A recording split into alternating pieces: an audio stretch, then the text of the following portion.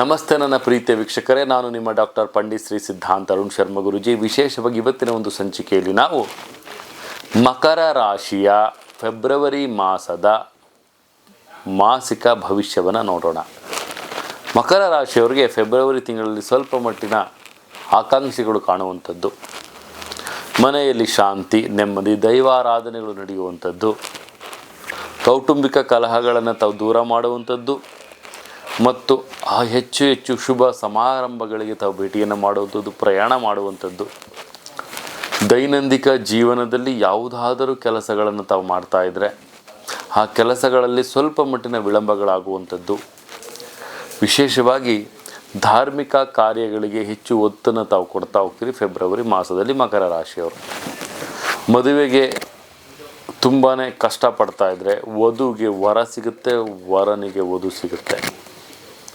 ಮತ್ತು ಹೆಚ್ಚು ವಿಳಂಬ ಆಗ್ತಾ ಇರುವಂಥ ಕೆಲಸಗಳು ಆದಷ್ಟು ಬೇಗ ತಮಗೆ ಕೈಗೂಡುವಂತಹ ಸಾಧ್ಯತೆಗಳು ಕಂಡುಬರುತ್ತೆ.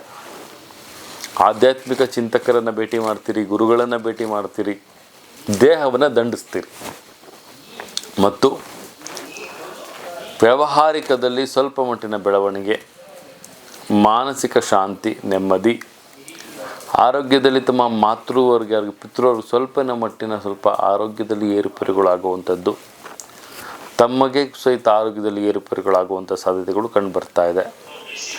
ಧಾರ್ಮಿಕ ಕ್ಷೇತ್ರಗಳಿಗೆ ಭೇಟಿ ಮಾಡಬೇಕಾದ್ರೆ ಯಾವ ಧಾರ್ಮಿಕ ಕ್ಷೇತ್ರಗಳಿಗೆ ಭೇಟಿ ಮಾಡಿರ್ತೀರಿ ಆ ಒಂದು ದೇವರ ಒಂದು ಮೊರೆಯನ್ನು ಹೋಗುವಂಥದ್ದು ಅತಿ ಉತ್ತಮವಾದಂಥ ಬೆಳವಣಿಗೆ ಅಂತ ಸಹಿತ ನಾವಿಲ್ಲಿ ತಿಳಿಸ್ಕೊಡ್ಬೋದಾಗುತ್ತೆ.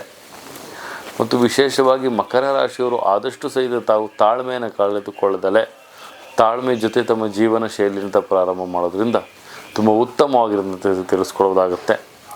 ವಿಶೇಷವಾಗಿ 8 ಅನ್ನುವಂಥ ಸಂಖ್ಯೆ ತಮಗೆ ಅದೃಷ್ಟವಾಗಿರುತ್ತೆ. ಶನೇಶ್ವರನ ಒಂದು ಆರಾಧನೆ ಮಾಡೋದು ಮಕರ ರಾಶಿಯವರು ತುಂಬ ಉತ್ತಮವಾಗಿರುತ್ತೆ. ಮತ್ತು ವಿಶೇಷವಾಗಿ ಸಾತ್ವಿಕತೆಯ ಒಂದು ಆಹಾರವನ್ನು ಸೇವನೆಯನ್ನು ಮಾಡ್ತೀರಿ, ಅದರಿಂದ ಸ್ವಲ್ಪ ಮಟ್ಟಿಗೆ ಲಾಭಗಳು ಸಹಿತ ಕಂಡುಬರುವಂಥ ಸಾಧ್ಯತೆಗಳು ಕಂಡುಬರುತ್ತೆ. ಮತ್ತು ವಿಶೇಷವಾಗಿ ಮಕರ ರಾಶಿಯವರಿಗೆ 8 ಅನ್ನುವಂಥ ಸಂಖ್ಯೆ ಚೆನ್ನಾಗಿರುತ್ತೆ ಅಂತ ಹೇಳಿದೆ. ಮತ್ತು ವಿಶೇಷ ಕಪ್ಪು ಮಿಶ್ರಿತ ಬಿಳಿ ಬಣ್ಣವನ್ನು ತಾವು ಧಾರಣೆಯನ್ನು ಮಾಡೋದು ತುಂಬ ಉತ್ತಮವಾಗಿರುತ್ತೆ.